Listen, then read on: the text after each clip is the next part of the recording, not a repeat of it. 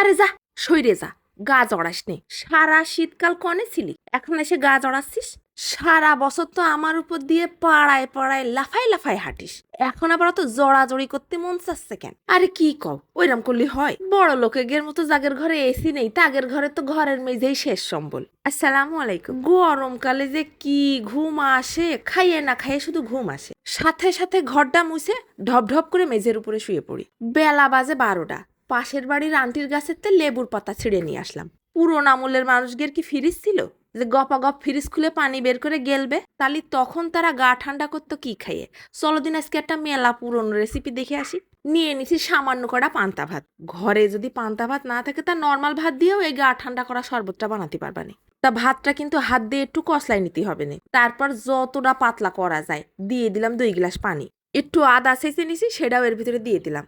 তারপর 4-5টা কাঁচা ঝাল চিড়ে দিয়ে দিছি। এরপর যে লেবু পাতাটা চাইয়ে নিয়ে আসলাম সেই লেবু পাতাটাও ছিঁড়ে দিয়ে দিছি। ফাইন একটা সেন্ট বেরোবে না।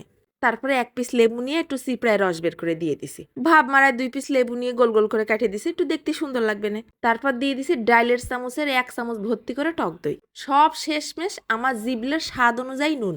এইবার সব নাড়ে চেড়ে চামচ দিয়ে মিশাই নেব। শোনো বাপ, মিশাতেই হবে আর খাইয়ে দেখতে হবে নুন, লেবু আর টক দইয়ের পরিমাণটা ঠিক আছে কিনা।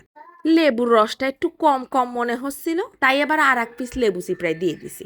সত্যি কথা বলতে কি জানো, আসল স্বাদ পাতি গেলি কিন্তু তোমার হাত লাগায় ডইলে কষলে মাখাতে হবে। আলগোসে কয়টা ঝাল চিড়ে ফেলে দিছি, তার মধ্যেতে ঝালটা কি আসমানতে পড়বে? একটু ডইলে না দিলে হয়, তাই আবার 2 সাইডে ঝাল একটু ডলে দিলাম। যত যাই কও না কেন একটু হাত দিয়ে ডইলে চটকে মাখাই দিতে হবে না কিন্তু। এখন যেরকম প্যাকেটে প্যাকেটে নানান রকম শরবতের গুঁড়ো পাওয়া যায়, কিনে নিয়ে এসে ফ্রিজের ঠান্ডা পানি দিয়ে গুলে খেয়ে থুলাম।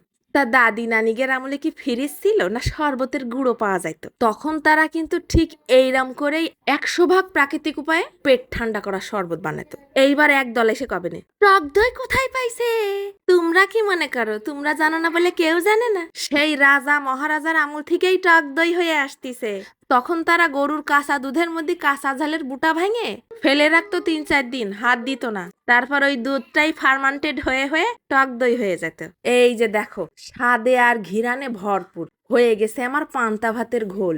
লেবুর পাতারও ঘিরান বেরোচ্ছে আর লেবুর টকটক স্বাদ, সাথে আদার ঘিরান বেরোচ্ছে আর কাঁচা ঝালের ঝাল। পান্তা ভাতেরও কিন্তু হালকা ঘিরান আছে, আর টক দই দিয়াতে মনে হচ্ছে পুরো ঘোল খাচ্ছি। খাতি যেরম স্বাদ হয়েছে পরান্ডা ভরে ঢক ঢক করে গিলে খেলাম। আজকে এই পান্তা ভাতের ঘোলটা খাওয়ার পর অন্য দিনের মতন আজকে দুপুরে কিন্তু ওইরকম গরম লাগেনি। যাই হোক, শরীরটা ভিতরতে ঠান্ডা হয়ে গেছে। তোমরা কিন্তু একবার খাইয়ে দেখে নে, এত টক টক ঝাল ঝাল টেস্টি শরবতটা না খালি কিন্তু মিস হয়ে যাবে না। আজকে চলে যাচ্ছি, ধন্যবাদ।